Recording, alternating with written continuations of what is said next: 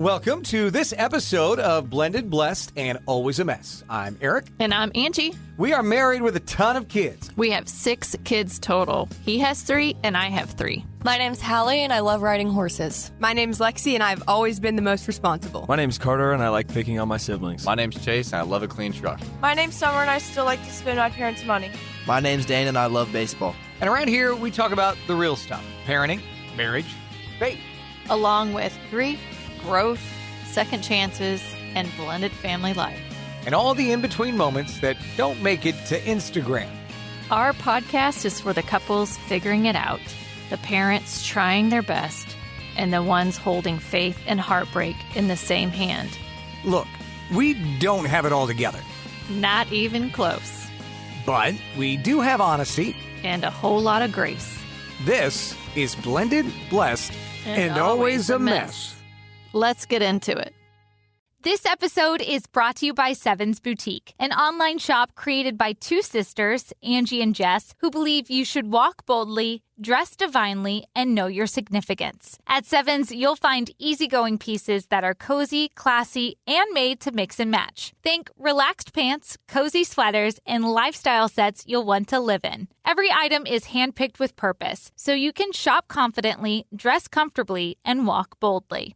Inventory is small and curated, so if you see something you love, don't wait. Visit sevensboutique.com and use the code PODCAST10 for 10% off your first order. www.sevensboutique.com. Walk boldly, dress divinely, know your significance.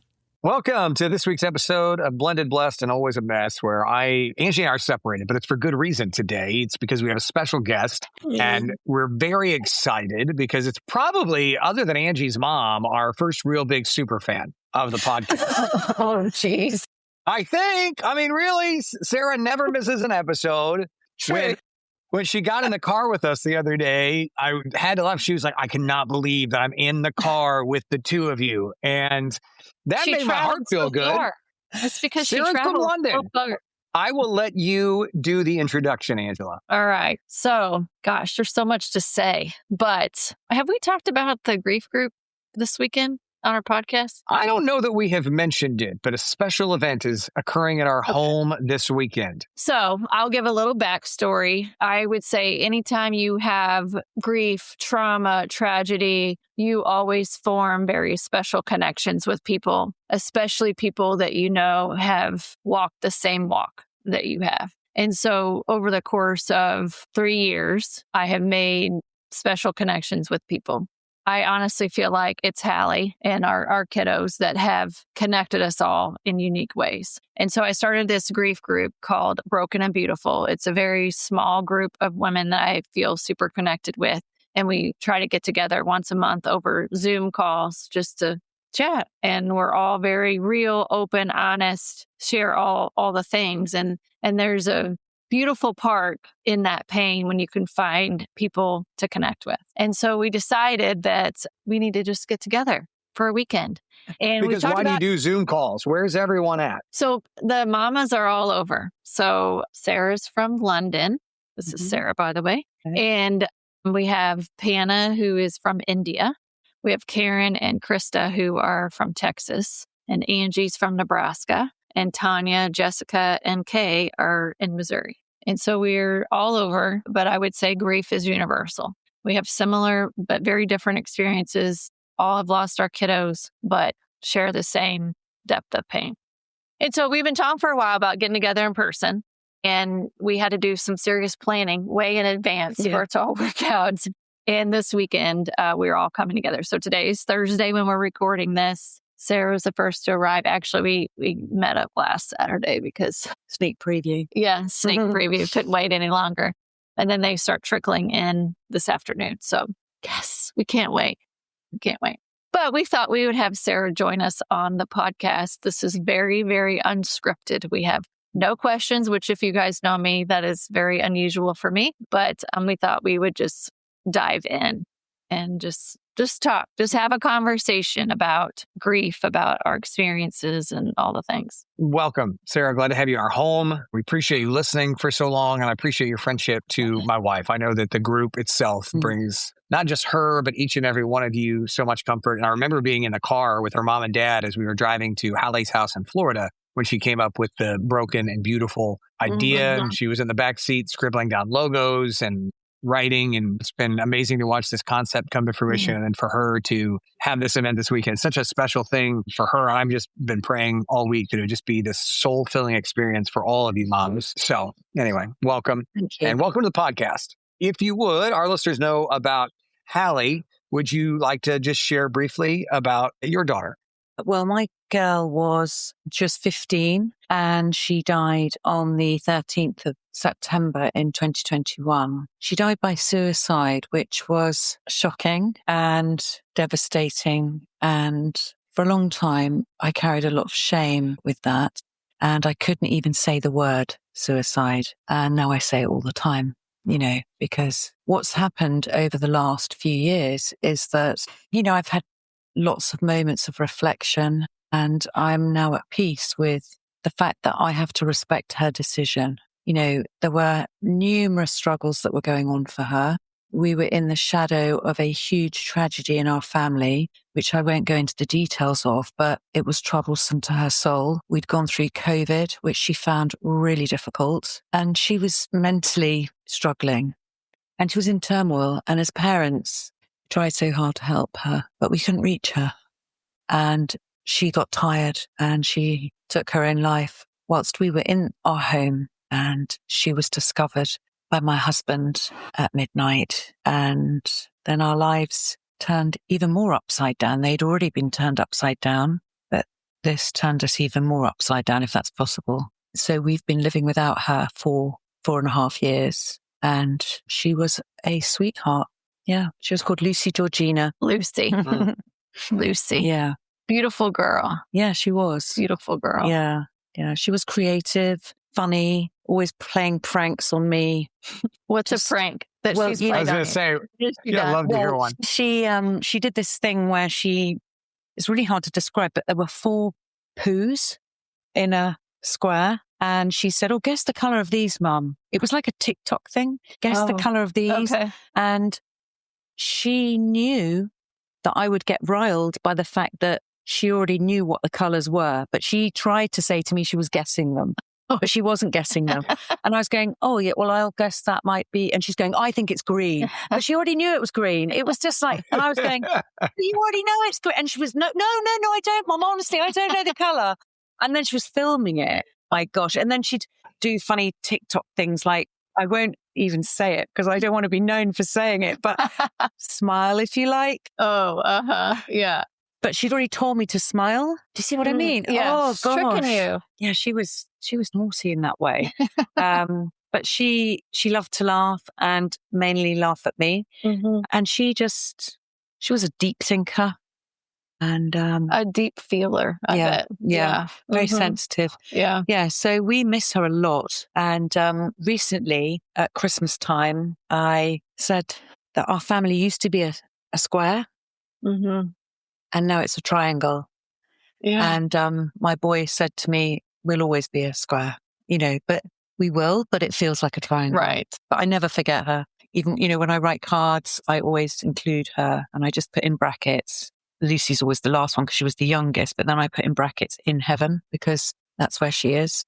And one day I'll see her again and I look forward to that day. Yes. I was just telling someone this morning, they were asking about our kiddos, our family. And I said they range from 15 up to our oldest, who's in heaven, would be 24. And never leave them out because it's keep them close to our hearts. And we talk to them. And I had a cardinal on my way home this morning from the grocery store. I had a cardinal fly right in front of my car. And I was just like, oh, hey, Hal. I just felt like she was making her presence known before this big weekend with all the kiddos. And my prayer is that all the kids would show up for you guys with different signs this weekend. And could be very, very a real thing in knowing how things go in our home. So one of the things that really has struck me about you, Sarah, since my wife has met you, is she's always appreciates your faith.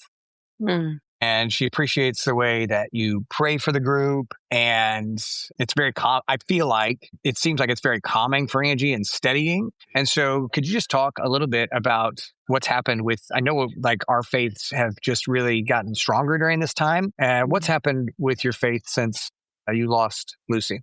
I'm going to jump in here real quick and tell a little bit of a funny story. So yes, faith is absolutely the foundation to try to navigate grief 1,000%. So when I started this grief group, I wanted to end the group in like the meet in prayer. But you guys all know, like I'm not that eloquent praying person. It's always simple. My prayer would be like, "Dear God, please watch over this group of mamas that we are all struggling."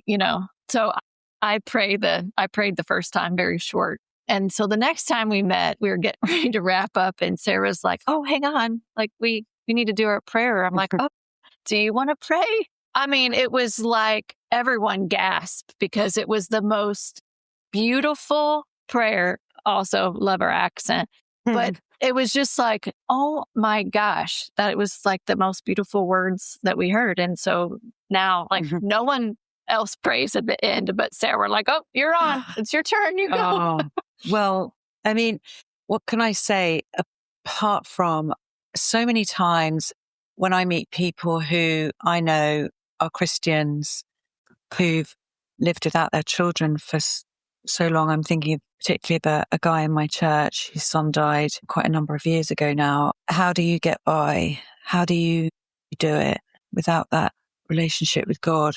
And in many ways, I was fortunate that my faith was already deeply rooted. And so I've never blamed God, but I have leaned into him more. And when I was first new to being a grieving mum, a very kind lady that I met some years ago, actually, she was a young mum and she'd heard that Lucy had died. And she sent me this box of cards, and each card had a scripture, just a simple scripture on it. And so in those very early days when I was so broken and so smashed up, I could barely leave the house, I would start my day with looking at one of the cards. And it could be something like, the Lord is close to the brokenhearted, something like that. Or it could be the Lord is my refuge, just very short, simple scriptures. And I would sit with that card in front of me and just look at the words and say it was like, the Lord is my refuge. I would think about what the word refuge meant. I'd think about the Lord is my refuge, my refuge. And then on the back, I would just write a prayer back to God. And for me personally, and I know this may not be the same for everyone else, but for me personally, making that declaration of who God is really what helped me. You are my refuge. My heart is broken. I am devastated. I mean, Angie, you'll know in those early days, you don't know how you're going to get from one side of the day to the next. In those early days, the day ahead feels so intimidating. It hurts to even breathe. Yeah. Like the physical aspect of not even feeling like, you just feel like you're dead on the inside. That you can't even breathe. You just don't know how you're going to get through. So in those early days, those cards really helped me because they were a focus. And, in the first year, and I will be very honest about this, I carried on going to church. My husband did not. He did go to church, but another church. He couldn't come to our church. We'd baptized our girl in that church. We had her funeral in that church. And for a whole year, he just couldn't come. So I went on my own, but I used to arrive late. Halfway through the service, there's when you get the opportunity to say hello to your neighbor. Because I go to an Anglican church, we call it the sharing of the peace. So traditionally you would go up to somebody and shake their hand and say, peace be with you. And so during the peace, I would go to the toilet. And then just a minute before the service ended, I would scoot out. So I carried on going to church, but I was going to go for my benefit. I was going and I was there, but I was avoiding people because it was so painful. So that's how I functioned for the first year. And I have a lot of praying friends in my church community. My friend Angie always says you need friends that will pray behind your back. Another Angie, not this one. And I had a lot of friends praying behind my back. And I'm so grateful for that. I really am, because that's what got me through. Mm-hmm. And so that's beautiful to pray behind your back. Really is. Wow. Yeah, it's really, really good. I don't know about you ladies, but I know now that every time we hear of another story in the news about a young child and a mother, father losing their child, my first thought is my heart breaks for the pain that they're about to feel in the short term. Because like what you just explained, I know how for Angie to just breathe, it was painful, and how difficult that first couple of years was to just function. And so Angie often will be like, I know what hell they're about to enter into. And that's really what it feels like whenever we see somebody else has lost a young child. Yeah. 25 is still young. I mean, in any of those, right? So whatever age, that's still your child. Yeah. Yeah, you can be 70 and lose a 50-year-old and you've lost your child. That happened with my grandparents when my dad died young. I watched my grandpa, who was beating cancer at the time, just quit. And 6 months later, he was gone because my dad died, and I was his son, his best friend, and he didn't want to live after that, right? So it happens even when you're in your 70s. It's something that you just never comprehend. No. Like it's so out of order that it's never even on your radar that you would have to live without your child.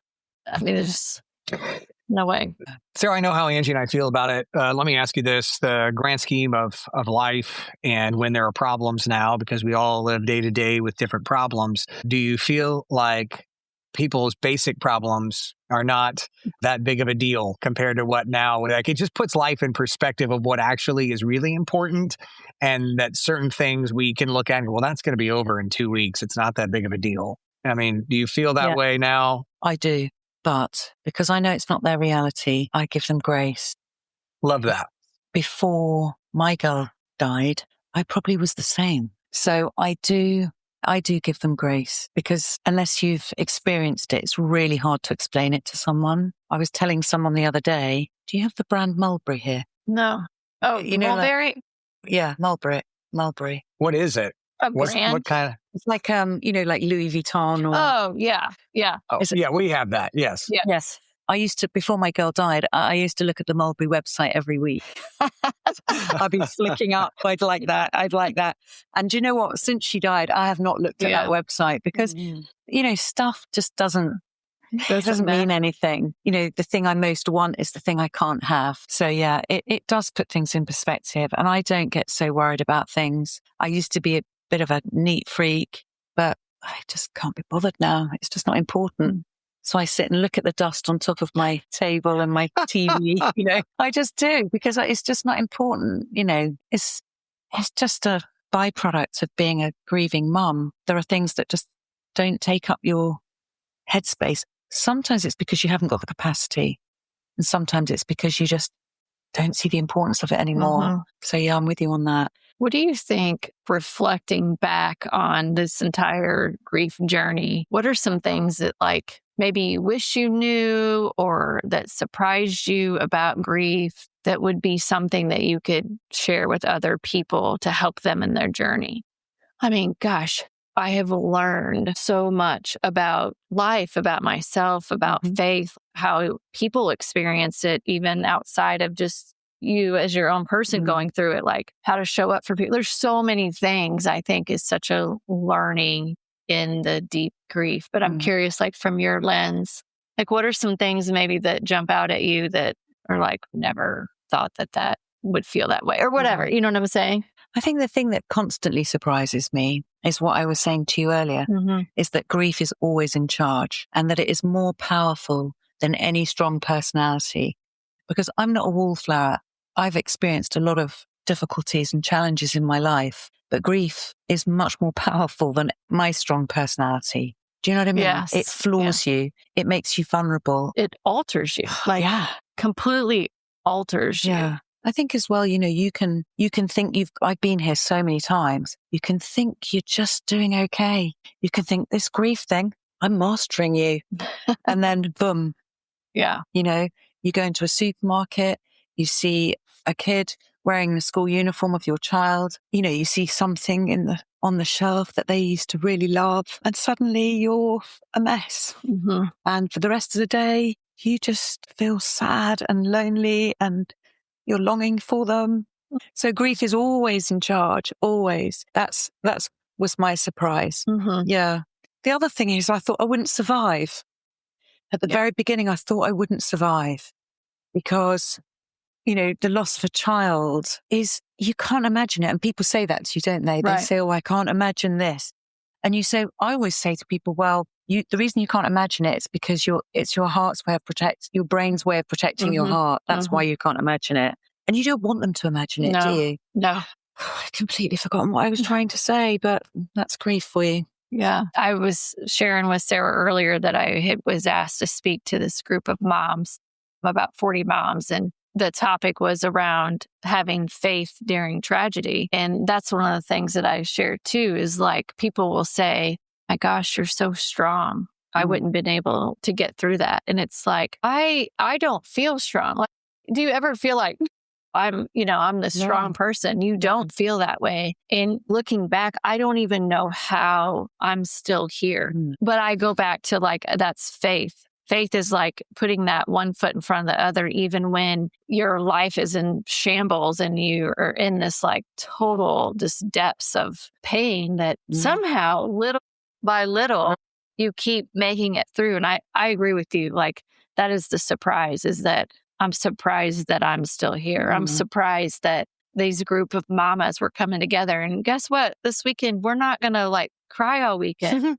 I mean, we're going to have tears, but we've laughed together. And I think early on, you think, I will never, ever laugh again. I will never, ever. That's so scary and sad.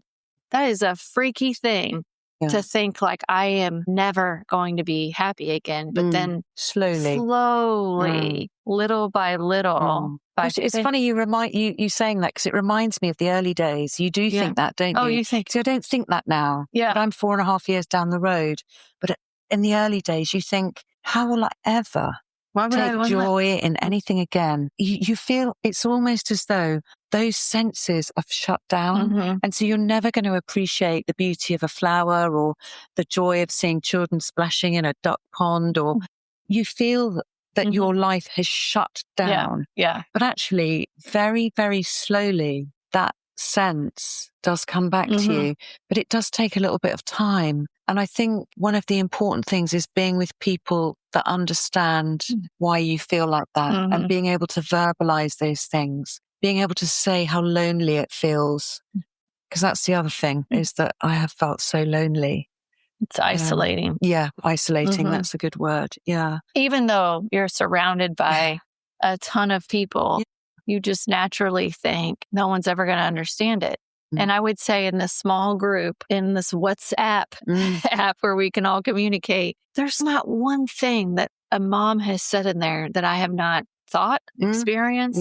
And, I think I had lunch with a newly grieving mom. And I think an easy way to just stabilize any sort of conversation is I just told her, there's not one thing that you've thought that I have not thought. I mean, not one. Like, lay it on me, because there's not one thing. I guarantee you, every mom, because I'm like, I have been talking to moms that have lost kids, and we're all the same. At first, you don't want to live. Why would you? And so it's like trying to navigate all of that, which if you haven't been through it, saying that out loud, it's probably like, oh my gosh, but it's true. Like, and I do think it's because all those emotions have all shut down. I think that's a great description, because grief's in charge.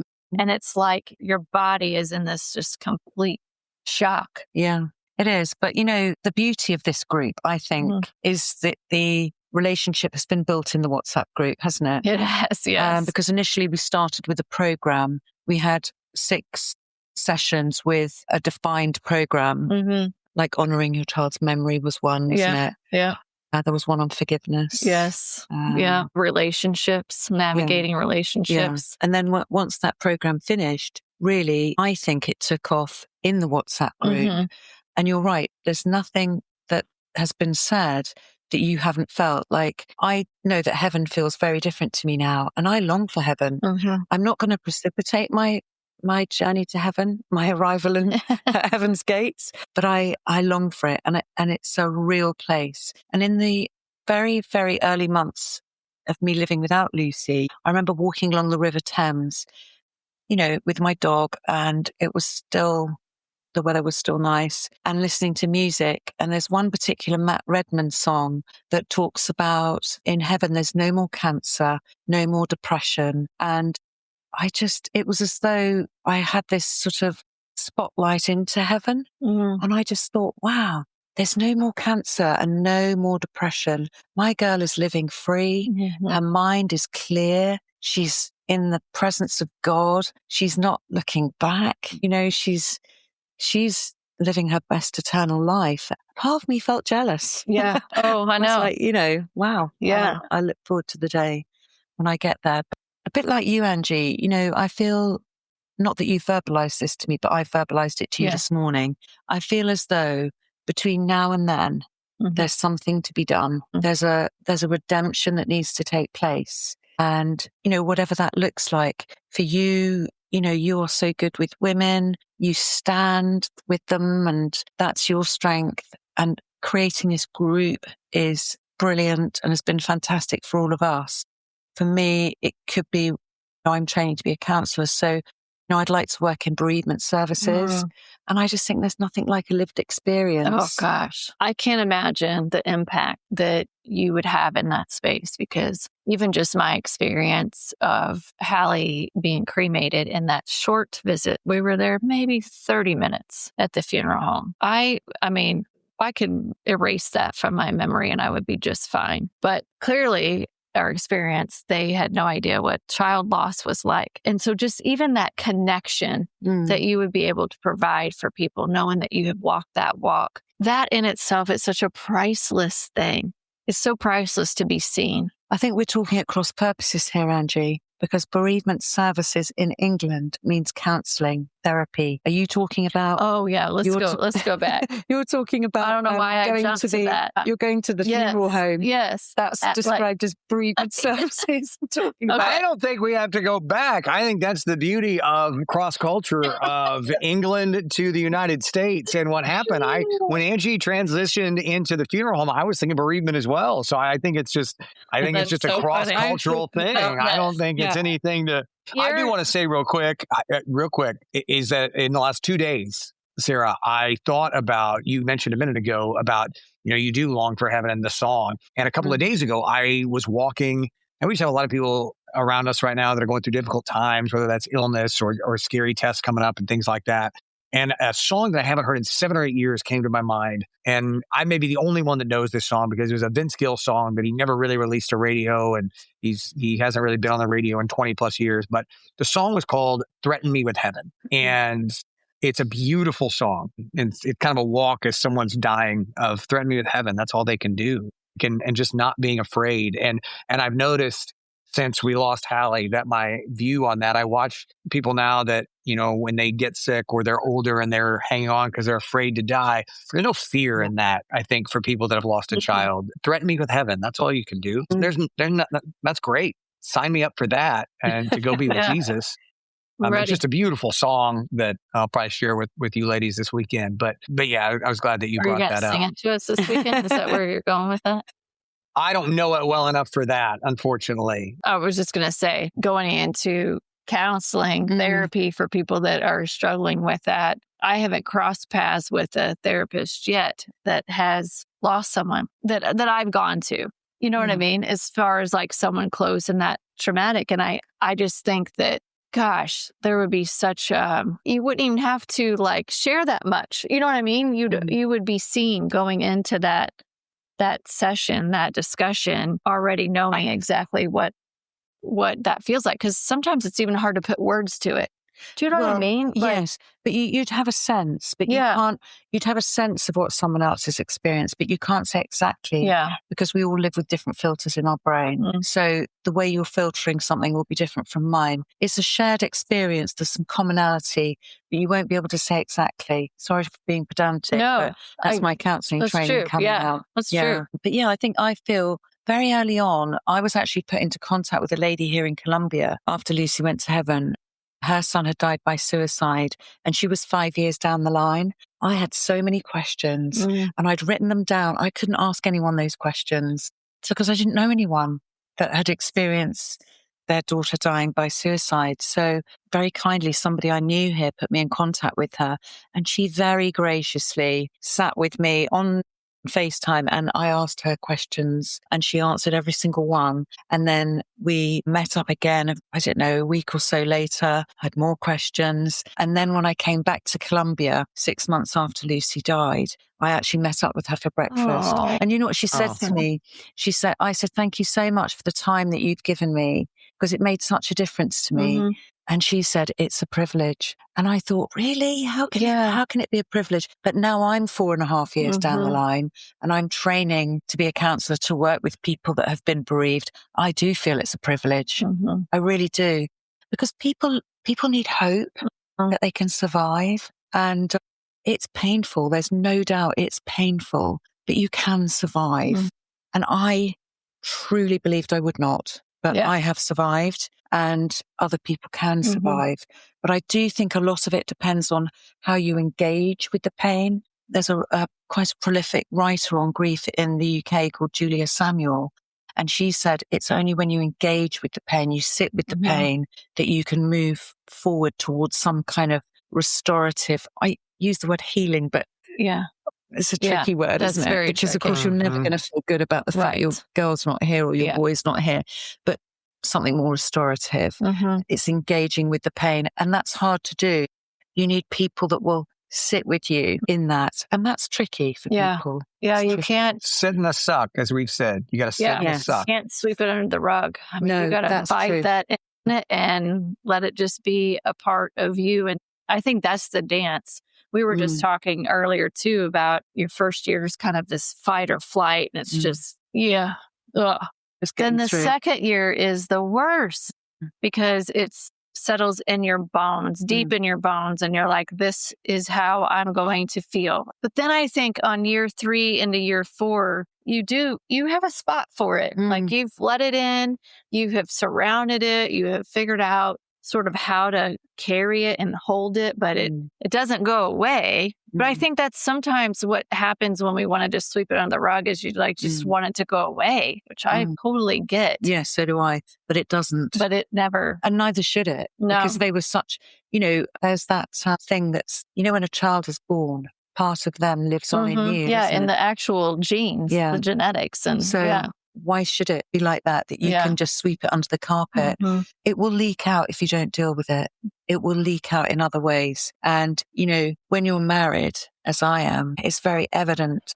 You see the difference between how one partner deals with it compared to another. They say, I've heard it said, that men and women, it's usually the man that heads more towards the restorative ahead of the woman. But in my case, that has been me. And my husband has had a different experience. I won't speak for him because he's not here. But for me, I was lurching forward, because I felt like I wanted to feel different. So I was keen to keep moving forward because it was so painful to sit with it all. But I've done a lot of reading. I've read numerous books on grief. I've listened to some podcasts on grief. I was part of a group. We did a bereavement course, which is one run by a church in London called HTB, Holy Trinity Brompton.